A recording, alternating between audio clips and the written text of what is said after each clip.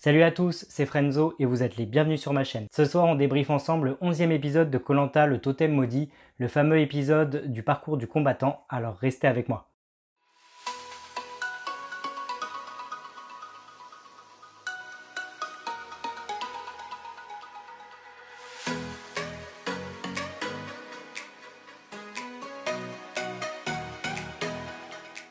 Avant de commencer ce petit débrief de ce 11e épisode, je vous rappelle que vous pouvez retrouver en barre d'infos de cette vidéo tous les Instagrams de tous les candidats de cette nouvelle saison de koh le totem maudit. Donc si vous avez envie d'en savoir un peu plus sur eux, sur leur ressenti par rapport à l'aventure, etc., n'hésitez pas à aller du coup sous cette vidéo, vous retrouverez vraiment tous les liens pour les retrouver sur les réseaux sociaux. Donc voilà. Qui dit 11e épisode dit 26e jour pour les candidats de cette nouvelle saison, des candidats qui se remettent un petit peu de l'ancien conseil de la semaine dernière avec l'élimination de Yannick. On sent qu'il y a une petite tension qui persiste, notamment avec les candidats Louana et Maxime. Maxime qui est de nouveau le centre de l'attention et pas de la meilleure façon qui soit. Et on se rend compte aussi que de son côté, Louana se met des gens à dos, donc ça semble un petit peu compliqué. On assiste rapidement à la résidence du jury final, où on retrouve Yannick qui retrouve du coup Colin et Pauline. Et on a un petit débrief sur l'élimination de Yannick, mais on ne s'attarde pas trop encore sur la résidence du jury final. C'était vraiment histoire de nous rappeler les candidats qui étaient éliminés, et on évite de passer à autre chose. On apprend rapidement que l'épreuve de confort va avoir lieu et que c'est une épreuve mythique de koh puisqu'il s'agit de l'épreuve du tir à l'arc. Et comme d'habitude, les candidats ont le temps de s'entraîner un petit peu en amont sur la plage avec des arcs et des cibles. Durant cette première partie d'épisode, on va pas se mentir, il se passe pas grand chose. On voit un petit peu les candidats pêcher, ce qui est plutôt pas trop mal parce qu'on se plaint de saison en saison qu'on ne les voit plus trop faire. On a une petite tension amicale entre Ambre et François par rapport auquel rapportera le plus de poissons. Ambre est fière d'en avoir pêché un en premier, etc. Bref, tout ça c'est pour combler un petit peu l'ennui de cet épisode, mais ça apporte pas non plus grand chose. Ce qui est intéressant en revanche, c'est que Olga, elle, de son côté, cherche un collier d'immunité. Donc là, on se dit que c'est plutôt pas mal et que si elle en trouve un, ça pourra apporter peut-être un peu plus de piment à cet épisode et à cette saison. Entre-temps, pour combler un peu les trous, nous avons le portrait de Fouzi, un portrait beaucoup plus touchant que le premier qu'on avait vu la première fois, même s'il y a quand même des petites choses exaspérantes qui sont faites exprès pour le portrait. Je retiens notamment le Mbappé de la finance ou la comédie qui est jouée et qui est très mal jouée par Fouzi avec ses milliers d'euros qui sont mis en compétition dans son travail. C'est pas très bien joué, mais ça fait partie des portraits de koh dont on a l'habitude. Et malgré ça, j'ai trouvé son histoire touchante par rapport à sa maman qui est partie, par rapport au fait qu'il soit bouboule quand il était jeune. J'ai trouvé que la deuxième partie de portrait offrait un Fouzi beaucoup plus touchant que ce qu'on avait vu depuis le début. On a un petit malaise de François et on aurait aimé, en tout cas moi j'aurais aimé que ce soit un gros malaise et qu'on hop passe à autre chose avec ce candidat, quitte à en faire revenir quitte à faire revenir Yannick que j'aimais pas spécialement. Tant François, lui, il m'insupporte. Bref, une 26e journée où il se passait pas grand chose, on passe directement au 27e matin et enfin à cette fameuse épreuve du tir à l'arc où Denis promet une belle récompense puisque les gagnants pourront savourer pas mal de bouffe, dormir dans un endroit plutôt tranquille et savourer ça en équipe. Ils pourront également passer un coup de fil à leurs proches. Et là, à ce moment-là de l'épisode, comme chaque année et comme toujours depuis le début de koh, c'est vraiment ce que j'aime le moins dans l'émission, c'est-à-dire les coups de téléphone et les courriers, parce qu'on sait qu'on va avoir droit à des passages larmoyants, poussés à l'extrême, ennuyeux à regarder d'un point de vue téléspectateur. Et c'est toujours la même chose. Et clairement, pour une saison qui a du mal à décoller, qui est un petit peu ennuyante, en tout cas à mes yeux, j'avais clairement pas envie qu'on s'attarde sur ça ce soir. Et malheureusement, ça n'a pas loupé. Franchement, je me répète, comparé à l'année dernière, c'est vrai que quand on n'a pas de nouvelles de ses proches pendant 10, 20, 25 jours, 30 jours, ça peut être un peu triste, on peut ressentir un manque, je suis d'accord. Mais par contre, et ce n'est que mon avis, mais quand on s'engage dans une émission comme koh, on sait très bien ce qui va nous arriver, on sait très bien qu'on va se couper du monde pendant un petit mois, il ne faut pas exagérer non plus.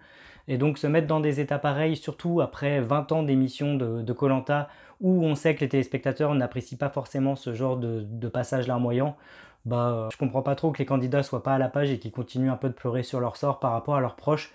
Et ce que j'aime encore le moins, c'est le fait qu'on priorise à chaque fois les gens qui ont des enfants. C'est-à-dire que, comme d'habitude, il y a un débat. Il n'y a même pas forcément de débat en fait. C'est si les gens ont des enfants, on va les privilégier par rapport à la récompense, que ce soit par rapport au coup de téléphone ou par rapport au courrier. Et c'est quelque chose avec lequel j'ai beaucoup de mal. Donc tout ce package ne m'enchantait pas ce soir forcément. Une surprise et une mauvaise surprise à mon sens ce soir par rapport à l'épreuve du tir à l'arc, c'est le fait qu'on ait deux équipes distinctes dont une qui va pouvoir profiter du confort et pas l'autre. Le fait que les candidats n'aient pas à briser les flèches des autres, ça enlève de la tension, ça enlève un petit peu de piment. On en avait sacrément besoin à ce stade de la saison. Et j'ai trouvé que ça a un petit peu tout gâché. Pourtant, je ne suis pas trop dans la stratégie folle, je ne suis pas trop dans le mode tension. Mais là, clairement, il manque quand même un petit peu d'animation, je trouve, dans cette saison. Et le fait d'avoir changé cette épreuve et ce qui faisait son intérêt, ça apportait encore plus d'ennui durant cet épisode. Dites-moi ce que vous en avez pensé. Denis procède à un tirage au sort pour définir les deux équipes qui vont s'affronter. On a donc François et Bastien d'un côté, et le pauvre Jean-Charles qui n'est pas choisi malheureusement. Alors Jean-Charles, c'est pas forcément un candidat que j'apprécie particulièrement, mais je dois admettre qu'il m'a quand même fait un petit peu de peine de ne pas avoir été choisi, surtout que c'est pas un mauvais bougre. J'ai envie de dire que c'est quelqu'un de plutôt sympa. J'ai quand même une petite méfiance, j'ai l'impression qu'il peut être fourbe lui aussi, mais malgré tout, je trouvais que c'était pas mérité et j'étais un peu triste pour lui. Bref, concernant l'épreuve, il n'y a pas eu trop de suspense, c'est François qui la remporte, François qui est très fort. Je lui reconnais ses capacités physiques et son mental, il n'y a pas de souci, mais c'est quelqu'un que je n'apprécie pas forcément. Pour moi, François, c'est un Claude bis, et je trouve que ses chevilles ont tendance un petit peu trop à enfler, et je n'aime pas la façon dont les candidats, lui, sont un petit peu redevables et le voient un petit peu comme un dieu de l'émission. C'est vraiment pas un candidat que j'apprécie plus que ça, et pourtant je suis montpelliérain moi aussi, mais lui et Ambre, j'ai un petit peu du mal avec ces deux candidats-là, et pourtant j'ai l'impression qu'ils vont aller loin. Sinon, pour en revenir à Jean-Charles, nous avons son portrait, un portrait qui était plutôt touchant également, et nous retrouvons du coup l'équipe de François qui remporte du coup l'épreuve de confort. Donc ils vont encore une fois bien manger. Je commence un petit peu à en avoir marre de voir toujours François et Ambre gagner les conforts, mais peu importe. En tout cas, ils en profitent bien, ils ont un bon repas, ils ont un bon endroit où dormir, et ils profitent d'un bon petit déjeuner le lendemain matin avant que une publicité vienne stopper tout ça. Et puis encore une fois, à la reprise, entre les appels téléphoniques qui étaient vraiment très longs, trop longs à mon sens, encore une fois, c'était vraiment agaçant.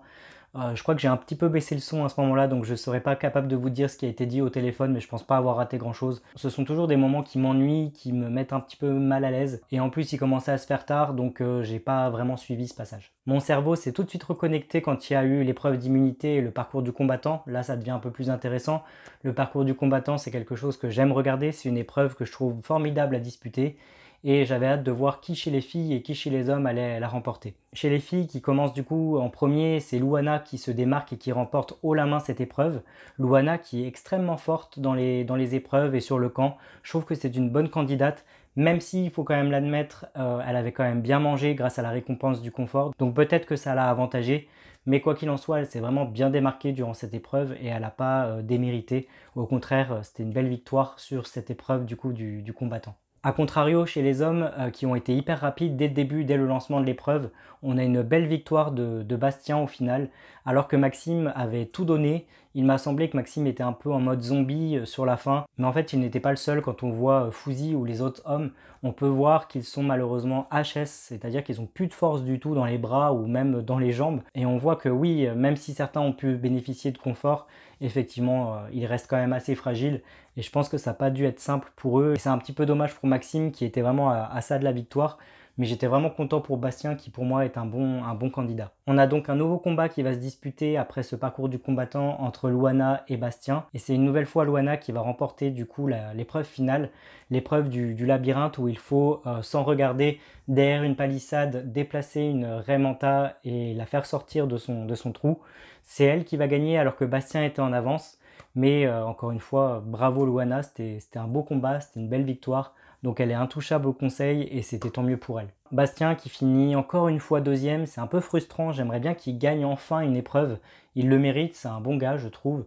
Même si au niveau de la stratégie, il n'est pas encore comme je voudrais, tout à fait.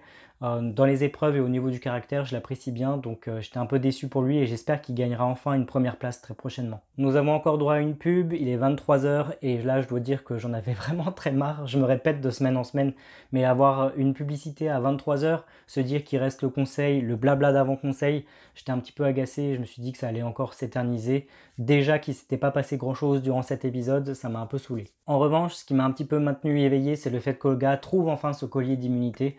Je me suis dit que ça allait ajouter un petit peu de piment. Et lorsqu'elle fait une alliance avec Anne-Sophie, je crois, pour essayer d'éliminer François, j'ai eu plein d'étoiles dans les yeux en me disant que peut-être, cet épisode allait se finir en apothéose et allait être un des meilleurs de cette saison. Sauf qu'en même pas une minute, je suis retombé sur terre. Mes amis me disaient « Mais non, François ne va pas être éliminé puisque personne ne va oser voter contre lui, puisque des candidats comme Nicolas vont forcément balancer. » Et c'est exactement ce qui s'est passé. J'étais dégoûté, mais c'était prévisible.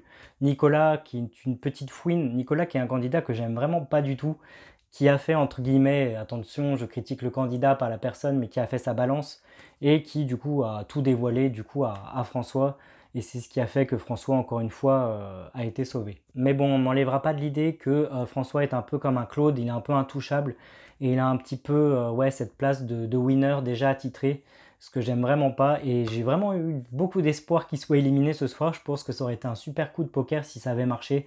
Malheureusement, il y a des candidats qui n'ont pas voulu jouer le jeu, dont Bastien. C'est ce que je disais tout à l'heure, Bastien, je comprends pas trop sa stratégie non plus.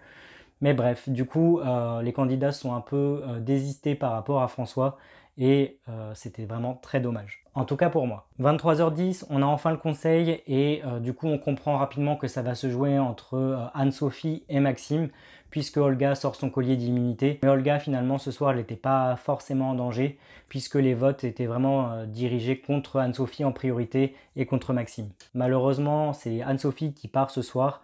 J'étais un petit peu déçu, c'est pas une candidate que j'apprécie plus que ça, mais pour moi, elle méritait encore de rester. Et je sens que parmi les candidats qui vont rester jusqu'à la fin, ce ne sera pas forcément les candidats que j'apprécie le plus. Donc à voir. En tout cas, j'étais un petit peu déçu, et je pense que ce sera une des dernières fois qu'on verra Olga, parce que sauf si elle trouve un collier, enfin un autre collier, ou si elle se démarque dans une épreuve d'immunité, ce que je pense pas, je pense qu'elle sera la prochaine ou une des prochaines à bientôt quitter l'aventure. Et du coup, j'ai un petit peu plus de mal avec les mecs, notamment du coup François et Nicolas. Et je pense qu'ils vont aller loin, et j'espère me tromper, j'espère qu'il va y avoir quelque chose pour casser ce binôme que je n'apprécie pas. Mais enfin, on verra bien. En tout cas, c'était un épisode plutôt creux, plutôt ennuyant, même s'il y a eu quelques petits passages où j'ai eu des espoirs qui ont vite été déchus. Mais peu importe, puisque l'épisode de la semaine prochaine nous proposera le fameux épisode des destins liés. Et j'espère qu'on aura des rebondissements et des surprises et des petites tensions et des stratégies. J'espère que l'épisode va être un peu plus rondement mené, on va dire, que ceux qu'on a eu jusqu'à présent. En tout cas, j'ai hâte de savoir ce que vous avez pensé de ce 11e épisode de Koh-Lanta, le totem maudit, à savoir l'épisode de l'épreuve du combattant. N'hésitez pas à me dire ce que vous en avez pensé dans les commentaires. Je me ferai un plaisir de vous y répondre dans quelques jours. Et n'oubliez pas non plus de vous abonner à ma chaîne pour ne pas manquer mes autres critiques à venir, que ce soit des critiques d'émissions ou des critiques avant tout littéraires. Et quant à moi, je vous souhaite une bonne soirée, je vous dis à très bientôt, et en attendant, prenez bien soin de vous. Ciao!